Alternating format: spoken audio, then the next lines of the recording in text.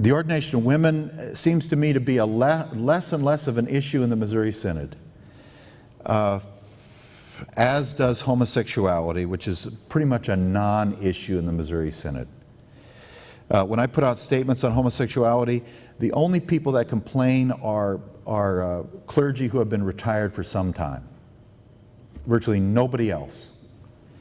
The ordination of women, I don't believe has much traction at all.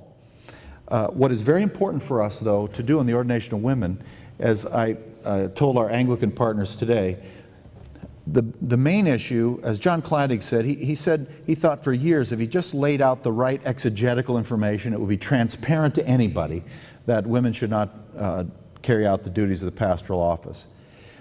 Then he became convinced that this was a deeply psychological issue. And lest I say too much more, I would just simply say this. We have got to be orthodox in our hermeneutics, but we have got to be loving and give our daughters, especially clergy daughters, every opportunity to serve, to study theology, to have significant positions of leadership in the church, whether leading institutions or founding institutions or serving in the myriad of diaconic responsibilities. That is the best single antidote to the heresy of women's ordination. Giving women every God-pleasing opportunity to serve. And I've tried to model that in my own work. And thank God I've got these strong women all around me. Many times they're more orthodox than I am. The homosexuality issue is a huge challenge for us today. It is probably the greatest challenge. In Illinois, the gay advocacy group sent a planted couple to our LCMS agency, and after the Illinois State Legislature had passed a law and had been signed into law that any agency which receives state funding for adoption and foster care must certify and certify gay couples and place children in gay and lesbian homes. This planted couple went in and tested that with our agency. Unfortunately, our agency chose to capitulate rather than lose $15 million of funding, which it relied upon 2/3 of its budget or 3/4 of its budget to capitulate with the state. It's a tragedy. It's a denial of First Amendment rights, but it's just the tip of the iceberg. Once the gay community grabs hold of all adoption, and you notice this goes hand in hand with what you see on the television. You know, I see children I was watching a show with my son the other day, a gay couple with a child on television, very humorous couple and absolutely insidious. What they will go for next, of course, is the retirement facility, and there will be a day when in certain states, and probably eventually all states, but in certain states where church retirement facilities will have to house gay and lesbian couples or lose all state and or federal funding. That is a multi-billion-dollar industry. That's where it's going. What do we do in the meantime? Well, we're always a day late and a dollar short, and we're way late on this issue. I am sick and tired of being president of the Missouri Synod and doing this. I've only done it a couple times. Standing up and saying no to homosexuality while having nothing to offer. It just won't do. We have got to develop, whether it be with our Anglican friends or our Roman Catholic friends, we have got to develop and identify resources for families struggling with this issue.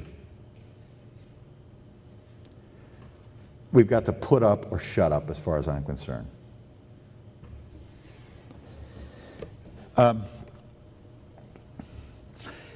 It seems to me that the issue of diaconia is going to be an increasingly significant issue. We just had an international conference on disaster. Internationally, it is vital. It's a great thing to be doing disaster work in the end times. You never run out of work.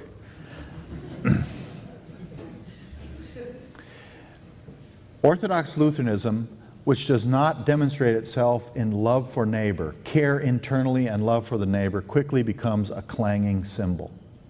However, if we combine rigorous orthodoxy with rigorous care for people, real hurting people, that is absolutely powerful. That was the vision of C.F.W. Walther. It really was. And that's the vision of Luther. It's powerful. I need not mention Leia's vision in this community. And that should be our effort in every way, shape, or form. Come hell or high water, the world is going to hell in a handbasket. We are going to be Orthodox Lutherans, and we're going to care for people, whoever they are. That shall be our testimony to Christ, come what may.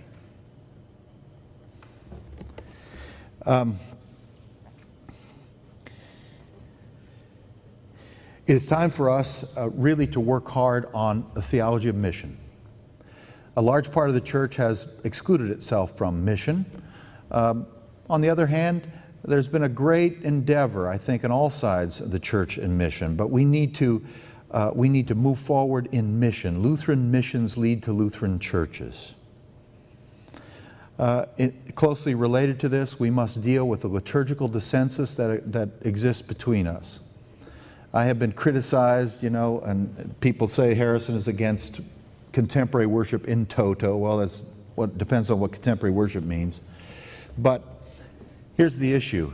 If we no longer have a creed, if we're screwing around with the Lord's words, if we, the Church of Confession and Absolution, by the way, the first 10 years of existence of the Missouri Synod, the most hotly debated issue was confession and absolution, whether the pastor's absolution was true or not, and they answered definitively, yes. If we, the Church of Confession and Absolution, don't even bother to use it, if we, the Church of Law and Gospel, don't know how to preach law and gospel, if you can't recognize what's going on as somehow connected to the broader Catholic Church and the Lutheran Church, then something needs to change. However, this crowd can criticize what's going on all we want. I would say this: how many of you have started a mission? It's time to plant. Let's do it. Yeah, you're going to fail. Some of us will fail. Let's do it. The opportunities are before us. I think the challenges before us are incredibly profound. It'll be interesting to see in the coming months and years whether it's just, everywhere I go, there's kind of a pensiveness. And I don't know, I can't discern whether it's sort of the economic/political circumstances now that has cast this pensive pall over the church, or if it's part of a long-term kind of downturn and deep concern that moves to the depth of all of our souls about the future of the church. I would just remind you, the Church of Jesus Christ has a future because Jesus has a future. So, repent. You're forgiven. And the sun will come up tomorrow. Let's rock and roll. We got nothing to lose. We got nothing to lose. Let's be who we are. And pray that the Lord will bless it. Thank you very much.